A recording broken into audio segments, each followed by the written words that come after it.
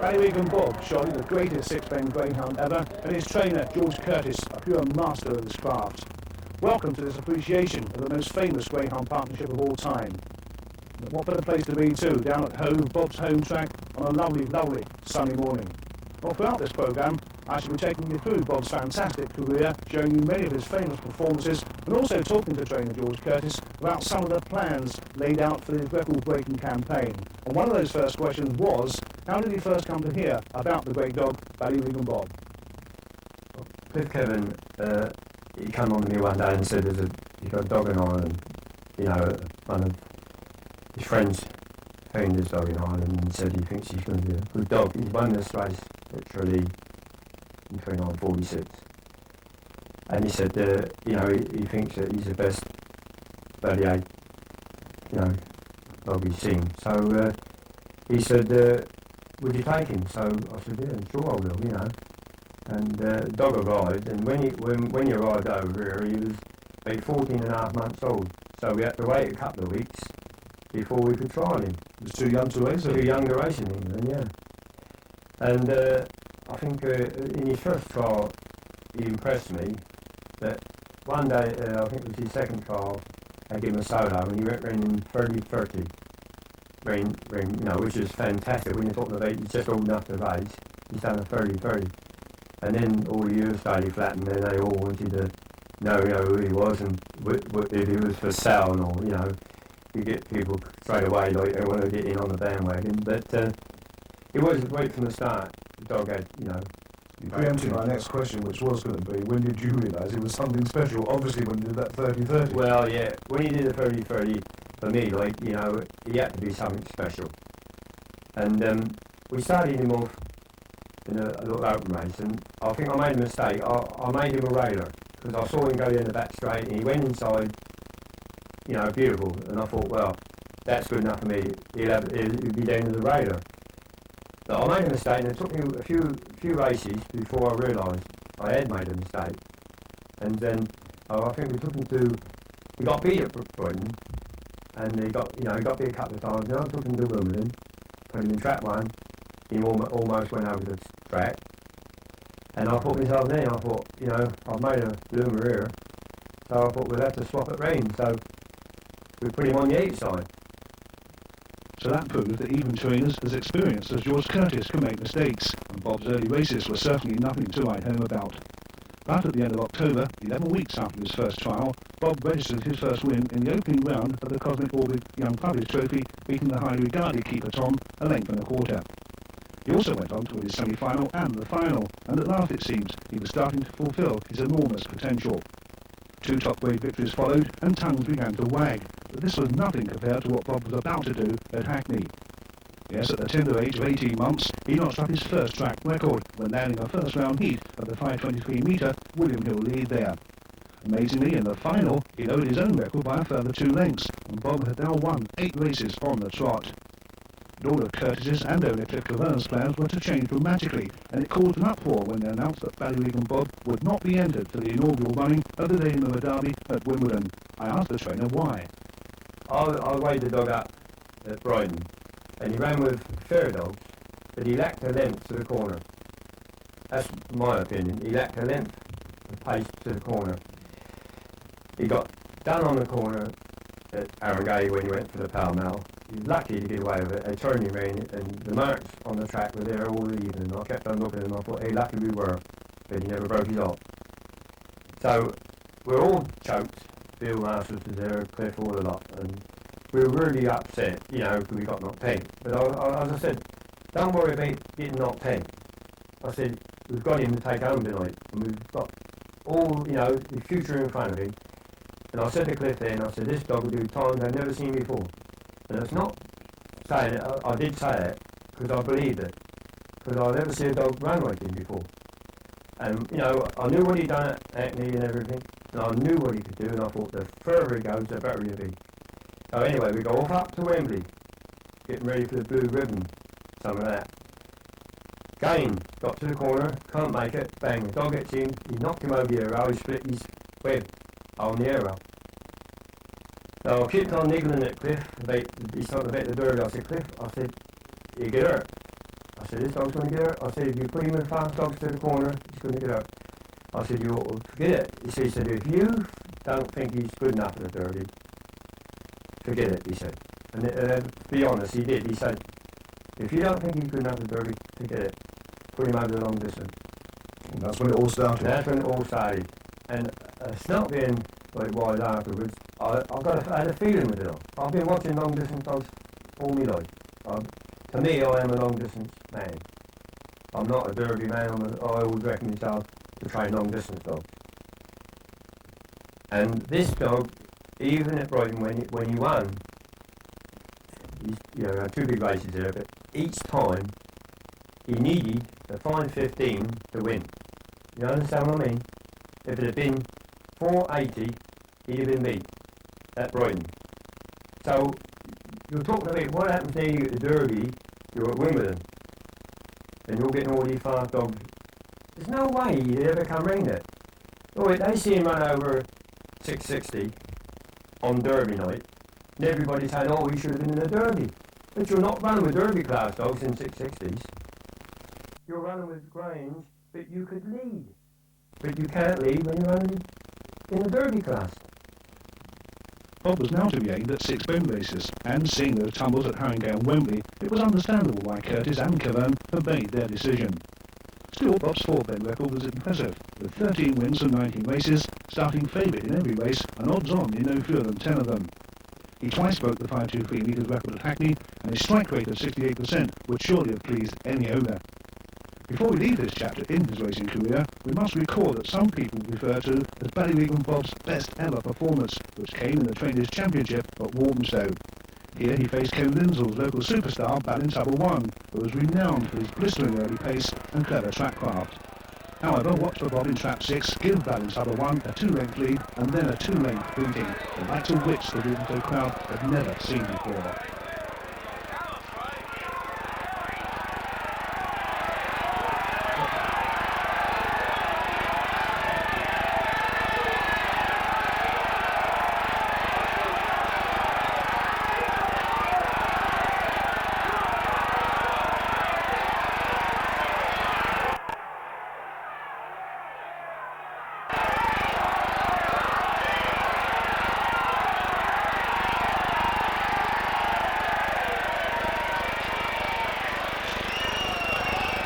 Now move on to the stage of his career which made him legendary, his journey into 6-bend racing, but that was also full of drama and heartache. In fact, Bob's debut as a stayer was in a heat of the Coons Test at Walthamstow in late May 1985. He started at the almost unbackable price of 4-1 on favourite, and that was on the strength of a very fast trial at Walthamstow just a few days earlier. He ran from Trap 6 in this race, and as you're about to see, the way he took over his rivals was quite impressive.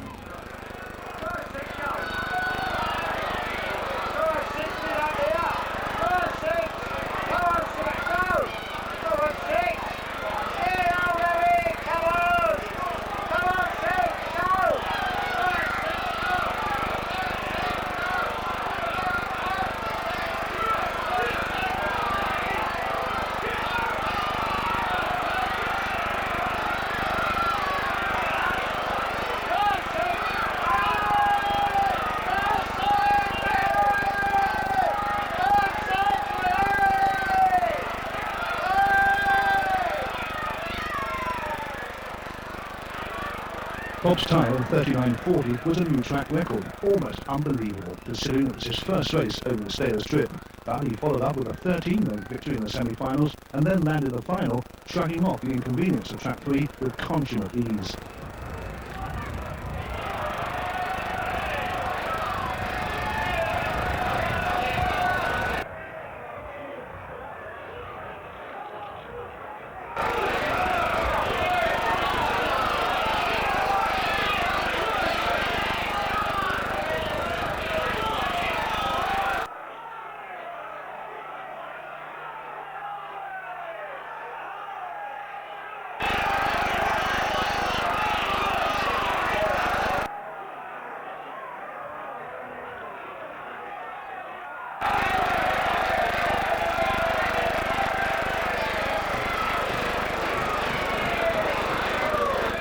The next port of call was Wimbledon on Derby night, Another very wet evening, and here Bob was to face his sternest test yet, in front of his biggest audience of 12,000 fans. In the field for the Daily Mail Punters Club plate was a St Ledger winner, Jet Circle, and the local favourite, Lord Jim. But Bob didn't falter, and he justified the odds of 4-1 on with another track record-breaking performance.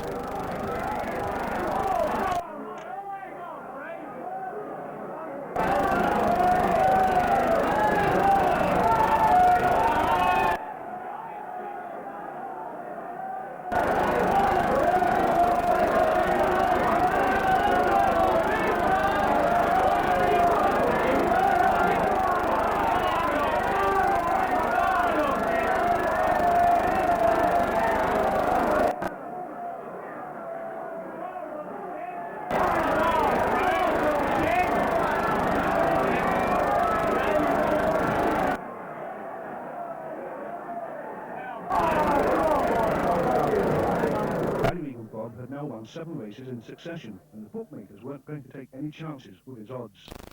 The dog's connections could not get rich by backing him, so the month before their main objective, the St Ledger course at Wembley, they decided to send Bob to the valuable Charrington Essex Vars at Romford. But would the tight track and the short 575 metres trip find him out? It so very nearly did in the first round.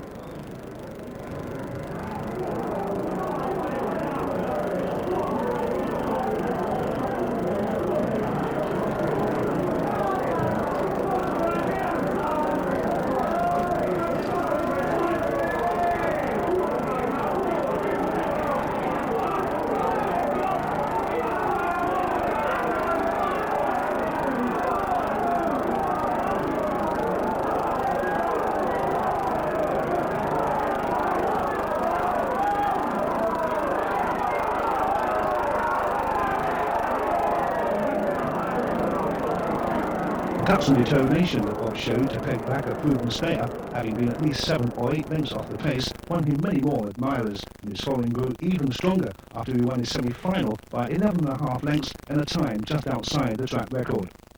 However, after the race, he was found to be slightly lame. With only 3 days to go before the final, it took a gargantuan effort to get him right, but as we can see now, Bob ignored his injury and won the final in fine style, equalling the track record.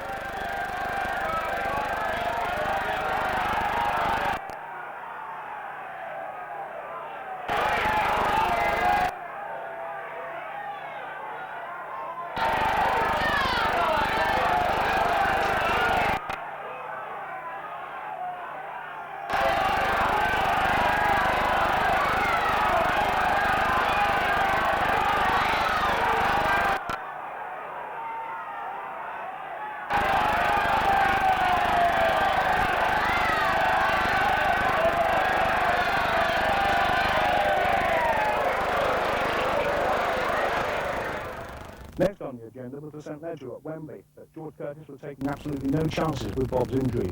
After the Vars final, he rested the dog for 3 weeks, but then took him to Wembley for a 490 metres trial, and the dog went very, very well indeed. It was back to Wembley again for a 655 metres trial, of course, over the St Ledger trip, and the dog was actually inside the track record, and surely back to his peak form. Here's a look at his first round heat, where his main rival was little brother, Even Knight.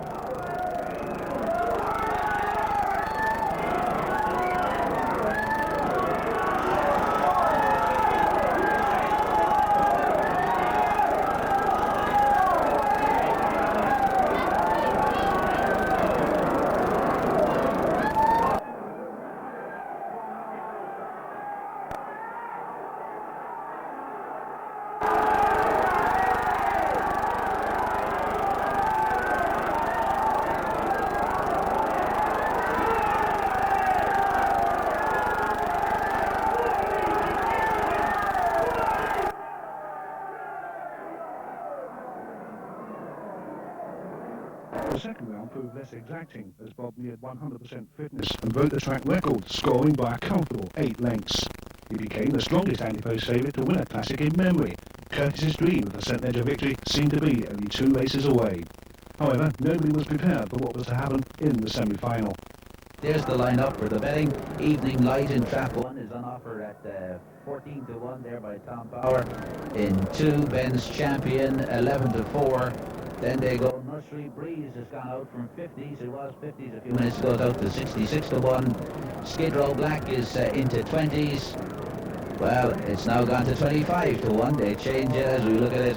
Ballyregan Bob, the 5 to 2 on favourite, and Bright Jester is on offer at 50. So we've got a very strong favourite here in Ballyregan Bob, and the nearest one to him in the betting is Ben's Champion, running in blue from Trap 2. That's gone to 11 to 4. The rest of them you can have 14 to 1 bar. The 6 being loaded up on the far side for the second semi-final. Be an interesting break here to see if Ben's Champion can get out, because Ben's Champion is usually fast away, and Ballyregan Bob doesn't mind if he's led into that first bend, but after that, well, he usually takes up the running. So it'll be a very interesting race. They're all in, and a buzz of excitement around the whole place. One last final check over there on the far side. Everything is okay. The hair is on its way. In 1 in red, Evening Light. In 2, Ben's Champion in blue. Nursery Breeze in white. Skid Row Black in 4. Ballyregan Bob in gold. And in the 6th box, Bright Jester. Here we go, up to the traps. Let's see the break. Away they go, and it's a pretty level break, but it is Bright Jester who's gone up there. Bright Jester from 6, but there's an awful lot of trouble. And the Ballyregan Bob was involved in that trouble and got knocked back a bit, but it's Evening Light who has gone on from the Nursery Breeze. And it's Evening Light from Nursery Breeze in on the inside, being chased by Ballyregan Bob. The 6 of them are still in the race. The 6th dog got up, he was knocked out. But here goes Evening Light, and there's Ballyregan Bob chasing them down the back straight. It's Evening Light leading from Nursery Breeze, but Ballyregan Bob is now trying to get past the 2 of them, even though that's a strong wall. But he's coming around the outside, Ballyregan Bob, and he's up, and he's in front, and he still held the record. Ballyregan Bob wins his 13th. Disaster had struck, because even though Bob had battled on bravely to keep his winning sequence intact, in the process he injured a tendon in the back of the wrist, and when he returned home, it had swollen like a balloon. Looking at the replay, it was obvious that Bob had suffered an injury when forced to leap over the prostrate Bright Jester at the first bend, but it showed the character and determination of the dog when you consider that he fought back from a 6 or 7 lengths deficit whilst obviously in some distress. No amount of treatment could get him ready in time for the final, and his withdrawal was surely the most bitter blow for both his owner and trainer, considering their unselfish decision not to run him in the derby but to aim solely for the ledger. But still that sequence was intact, and thoughts now turned towards bettering West Park Mustard's British record of 20 consecutive victories. The dog was rested for 6 weeks, and when he was reintroduced to the public, he broke track records on the turn at Brighton, Nottingham, Hackney and Wimbledon. Then followed a 20-length success at Sheffield, and for his 19th consecutive victory, Bob raced in truly atrocious conditions over 688 metres at Haringey.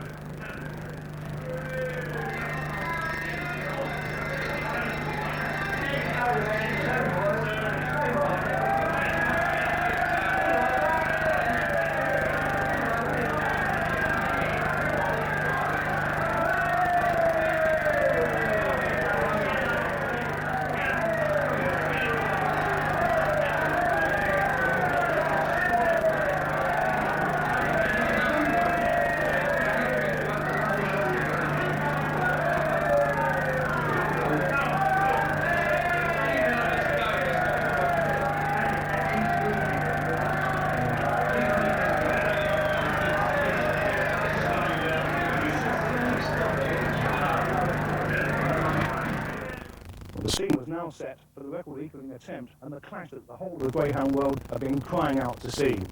Because if one thing that Ballyregan Bob did not do in those early stages, he didn't really capture the public imagination. They were interested in one Greyhound and one Greyhound only, Skirlow Champ. This big black Greyhound made a habit of coming from impossible-looking positions.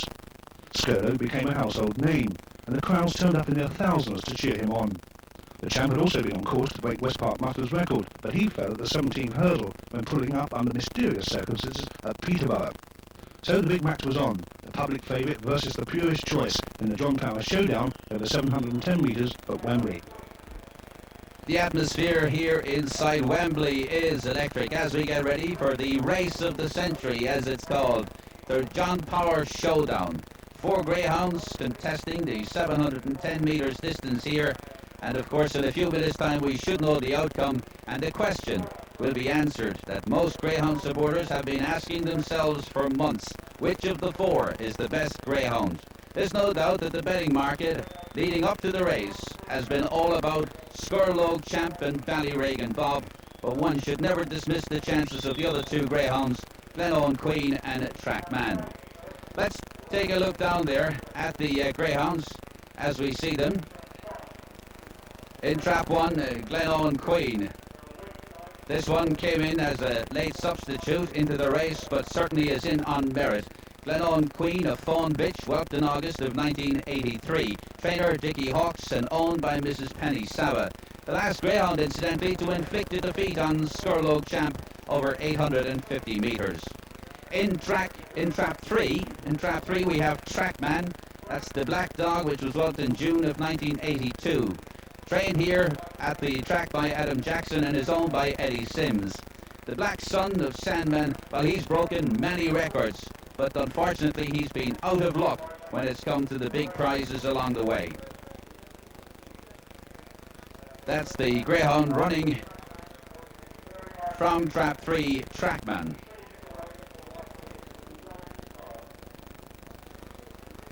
And I can tell you that the greyhound is looking out there and he is seeing a sight that a lot of people didn't think they could see.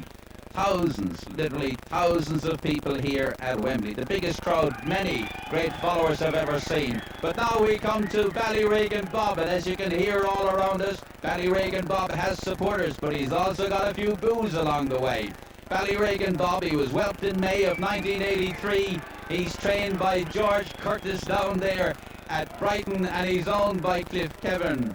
He's going for his 20th straight win, and as you can see, the supporters here at Wembley are about equally divided as to the chances of Ballyregan Bob and the other big one in the race. There's no doubt about it that Ballyregan Bob is very special. If he can win tonight, his 20th straight win, then he would be something extra special. He would equal, of course, the record set by West Park Mustard. She broke the record of 20 straight wins in 1974. But last week, Ballyregan Bob equalled the record set by Mick the Miller back in 1930 of going 19 straight wins.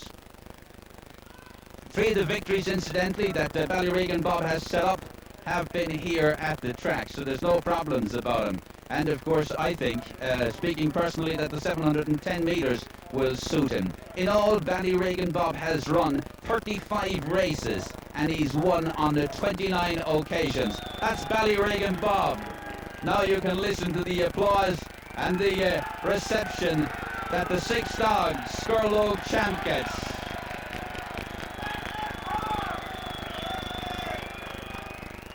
Skurlow Champ, whelped in July of 1982, owned and trained by Ken Peckham, is of course the enigma of the sport, for there's no other person around can remember seeing a greyhound like this one. The one you're looking at the moment, Skurlow Champ.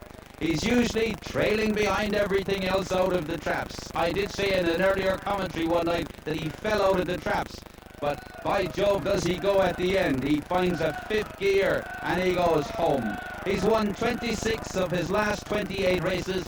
His full record is from 49 races. Skurlow Champ has been victorious on 40 occasions. 40 wins from 49 races.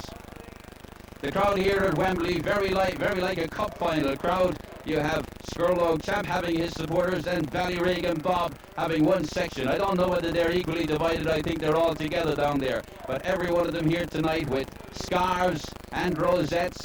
Ballyregan Bob rosettes and Skurlow Champ. And they're right around me at the moment looking down. This greyhound is their hero. And that's the reception he gets. That's Skurlow Champ.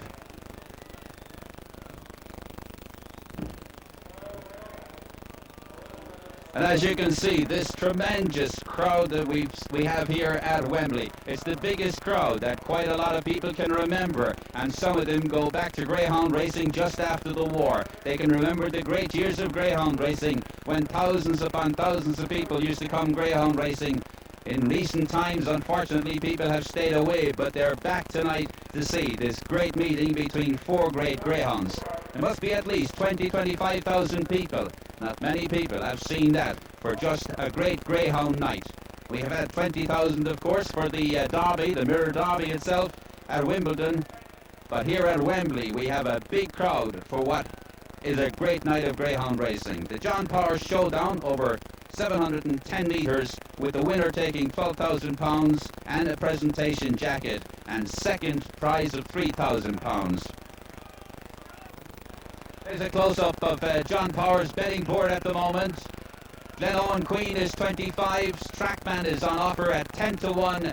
Ballyregan Bob is the 9 to 4 on favourite, and you can get 2 to 1 on the chances of Skurlow Champ. 9 to 4 on Ballyregan Bob to make it 20 wins, straight wins for the Greyhound from Brighton.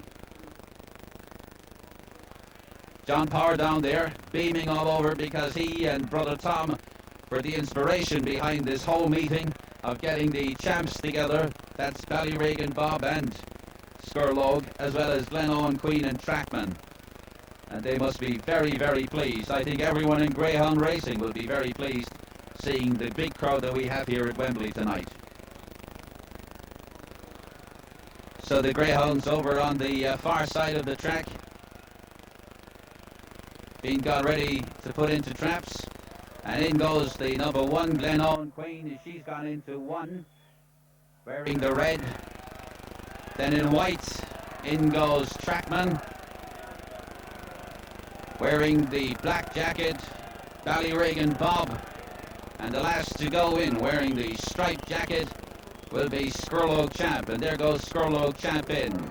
710 metres, the John Power Showdown. The clash of the track between Glenone Queen, Trackman, Ballyregan Bob and Skurlow Champ. They're in traps for the start of this race of the century, as it was called. Is it going to be Ballyregan Bob getting away first? Ballyregan Bob needs to hit the box and get away. And the hare is already on its way. 6 bends of the track here at Wembley for the showdown. Who's going to get the break? The hare is at the traps and they're away. And it's the 4 dog, Ballyregan Bob, got a flyer of a start, and Skurlow, as usual, is left in the back. But don't worry too much about that. He's about 20 lengths behind. Can Skurlow come from there? But it's Ballyregan Bob. But he's finding it tough at the moment to get rid of Glenone Queen. She's running well on the inside. But Ballyregan Bob is away and clear. And Skurlow Champ is pulled up. Skurlow Champ is out of the race. He's pulled up. And unfortunately, he's going back the other way. If they don't stop Skurlow Champ, he is going to they have captured Skurlow Champ, and they have taken him off the track. In the meantime, Ballyregan Bob is away and clear. Skurlow Champ was injured, but the crowd are booing around the place, and at the moment it's Ballyregan Bob is going to come up to the line, a decent winner. Ballyregan Bob wins it. It's tight between the other two, but that was a disaster of a race, because Skurlow Champ just covered about 400 metres, and after that the dog went lame. They're taking him away, as you can see down there. He doesn't look well, Skurlow Champ. He came off the second bend and he just didn't run on. It's automatic for Skurlow Champ to be away behind, as I was saying in commentary, to be left behind about 20 metres at the start, but not that far. And suddenly, as he got down the straight here in front of the grandstands, in front of the thousands of people, he suddenly started to pull up, and it looks to me as if Skurlow Champ's old injury of a shoulder has gone again. But the winner of the showdown, well, in fact it wasn't a showdown in the end, it went to Ballyregan Bob. So the race that's been built up as the great race has died like a damn squid here at Wembley in front of one of the biggest crowds we have for years. So Ballyregan Bob equals West Park Masters' 20 consecutive victories, and in the process betters Wembley's 710 metres track record. As for Skurlow Champ, he's pronounced lame. So then the show moves back here to Hove, where Bob attempts to make the record his own property. He takes on a very strong field indeed, but once again he runs a marvellous race.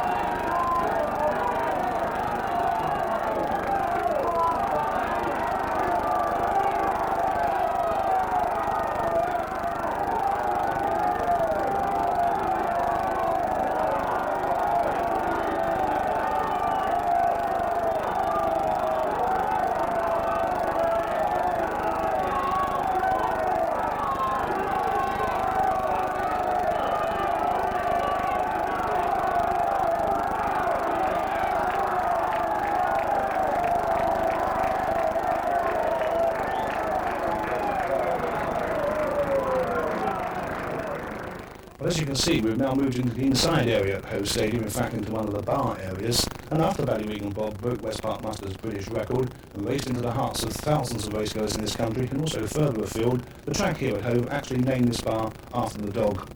At this stage, of course, all thoughts turned to that elusive world record of 31 set by the American dog Joe Dump. But before they set out on that venture, trainer George Curtis decided to give the dog a rest, or should I say break, because it was at this stage that Bob was to practice the finer arts of stud work, and in fact, so busy, or so much in demand was he, that he actually mated 16 bitches. But sadly, all too soon for Bob, he was put back in training and continued his winning sequence here at Hove when winning an open race under the Meeting final night over 695 metres. Well, Bob, as it were, was then put on the road, travelling at tracks all over the country where he broke track records, turnover records, tote records, indeed, wherever Ballyregan Bob went, so too did records. At this stage, he increased his sequence to 27 straight victories, but after the last of those up at Rough Park, Newcastle, he was found to have aggravated an old wrist injury, and this caused some concern as to whether the dog would be fit enough to go for the record. But Bob had battled back in the past, and so it was decided to let him compete in his next engagement, the Racing Post International at Wimbledon. Bob's 5 3/4 lengths victory was impressive enough. He came off the track hobbling, and it was obvious that the wrist injury was troubling him severely.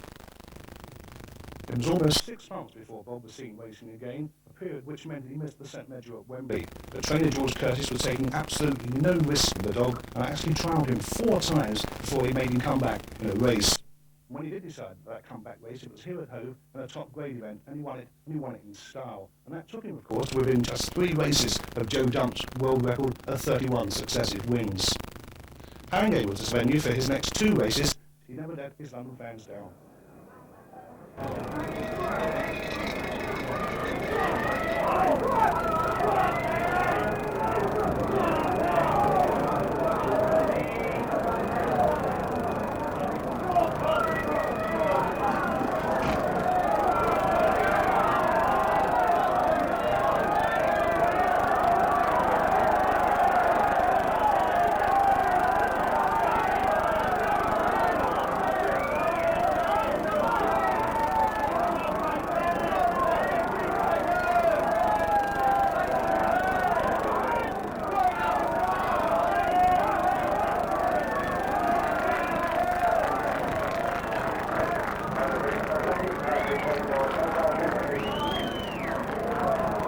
So the scene was all set for Ballyregan Bob's attempt on the world record, and the race was staged here at his home track Hove. It was a wet night in December 1986. It was pouring with rain, but the track was absolutely packed to capacity. They were actually queuing outside an hour before the meeting was due to start. The world's media, who had been covering the dog's progress throughout his career, were here in their hundreds, and the race was also shown live on NBC Network in America. It was a marvellous night, and Ballyregan Bob never let them down.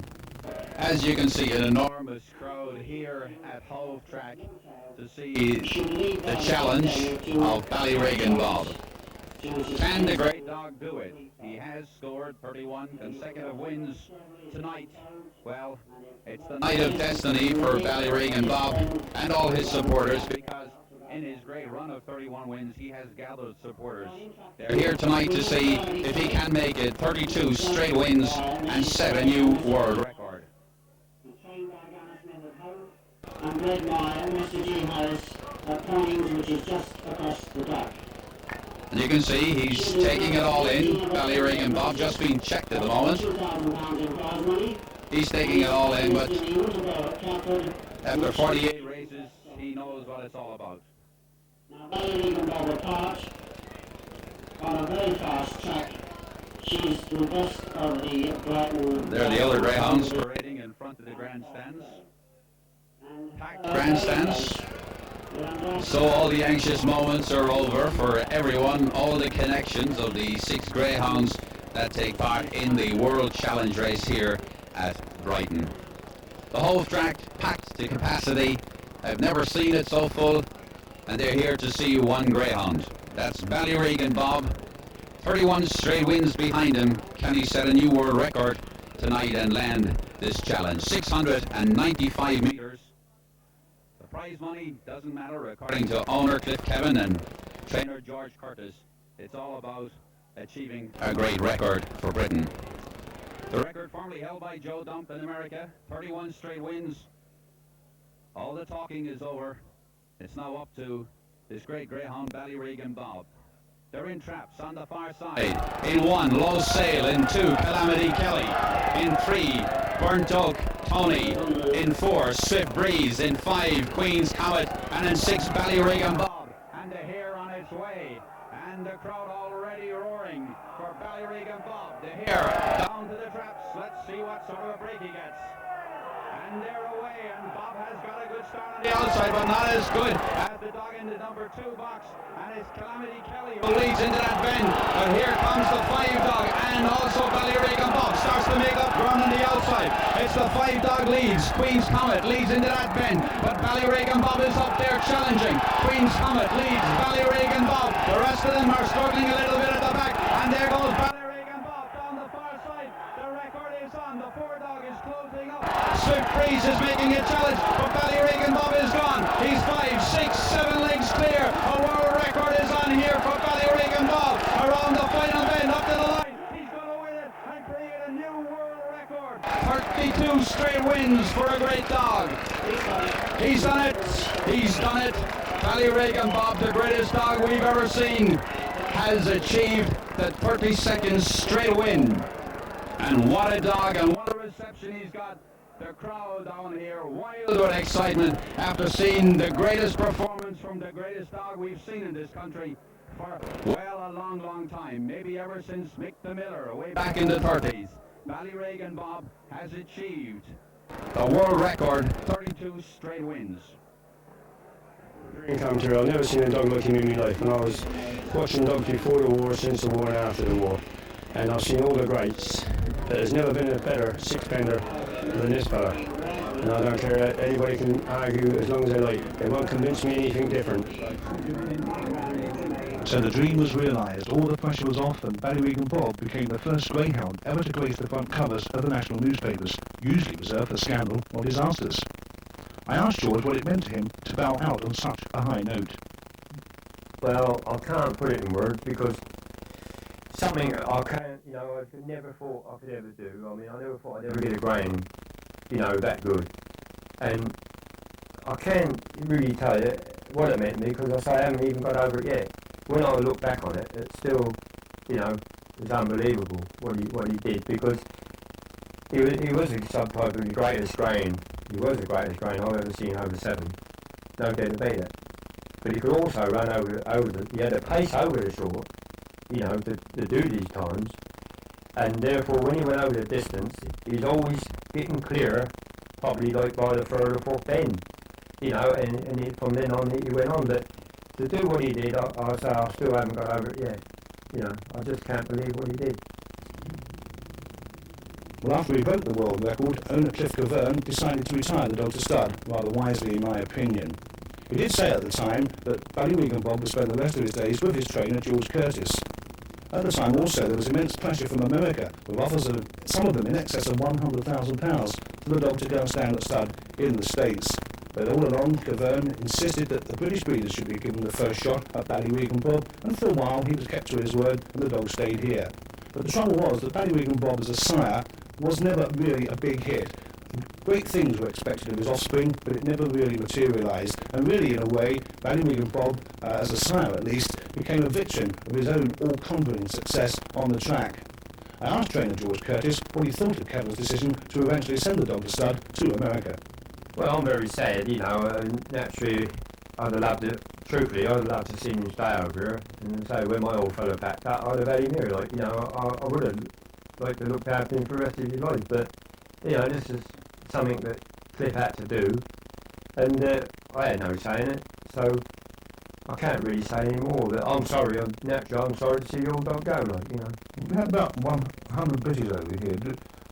I've always thought that had the dog gone to Ireland, where the vast majority of greyhound breeding takes place, that he would have been far more popular and probably would have thrown, having attracted, can I say, and run the risk of incurring the wrath of all the English breeders, but perhaps being made one of the best British available in Ireland, he would perhaps have thrown more than he has. I might be honest, all my life, I've always thought it was a fluke with stud dogs. I've always honestly, because the best dogs don't necessarily mean that they're going to be a good stud dog. as I said to you early on, like, you know, if you get dogs that push the border, go to Niagara and throw in and Scotland, I mean, you've got 3 Derby winners in the family, and he couldn't throw nothing. I mean, Ballyregan Tennis was probably one of the greatest greyhounds ever. Paul's fun. They're all brilliant dogs. But you only got the couple like Phil Wonder and Clonel B. Pride. They're the only ones that get in the stud book. You know, probably go back a bit further, that Cool Kill Chieftain and all them. Very, very few turn 8 to be good stud dogs. You know, I don't follow. And like, Idea, truthfully, Idea was one of the greatest stud dogs ever. Very famous dog. But he didn't win the Derby. You know, he came over to win it and he didn't win it. But he turned out the greatest stud dog. One league champion, I see him get beat at Brighton by Ballyregan Cedar, and Ballyregan Cedar had a broken arm. And I see him beat one league champion at Brighton. One league champion went back, he won the greatest stud dogs ever. I don't come into it. So what you're saying is that simply because you're brilliant on the track doesn't necessarily guarantee success. I guarantee it doesn't mean it. There's one final question on Bob. He's now in America. Yeah. We're not soothsayers, and it's not perhaps fair to ask you, but do you think you'll ever see him back in this country? To be honest, I don't. Cliff said he'd come back, but I think you're talking about a long, long time. 2 years and then 6 months quarantine. The old dog's going to be knocking on a bit. Truthfully, I don't think he'll come back. But sad to say, but you know, that's my opinion. Ballyregan Bob left the country on October the 6th, 1989. Television crews witnessed him arriving at Gatwick and then tucking into his favourite chocolate treat, a Kit Kat. However, it was sad to see him loaded into a crate, where he would have to spend the next few hours before he arrived at his new home on the other side of the Atlantic.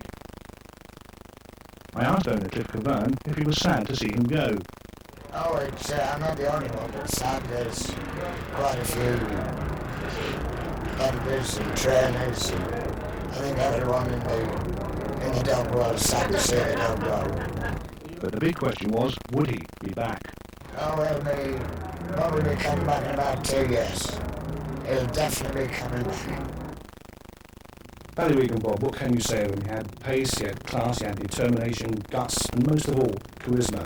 He had the ability to avoid trouble on the bends, he had fabulous acceleration, and he could stay 4 bends, 6 bends, and probably 8 bends if they ever tried it. A marvellous, marvellous greyhound, and although it's a well-hackneyed phrase, I know, I'm not ashamed to use it, he really was a Rolls Royce of a greyhound.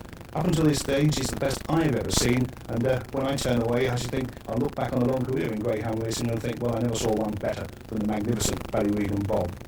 Finally, the last word has to go to trainer George Curtis when I asked him what, in his opinion, was the best race that Ballyregan Bob ever ran. I think Walthamstow, the Trainers' Championship, when you beat Ballintover won, because that Ballintover one at the time was the track champion, and the distance was a little bit short for us, and I thought that the way he ran, I mean, they both got it together.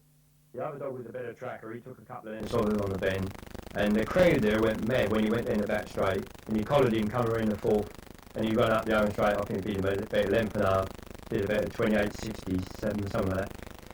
I mean, Kenny Indians will come up to me and he said that's one of the best racing I've ever seen. And I think that was his best, his iron.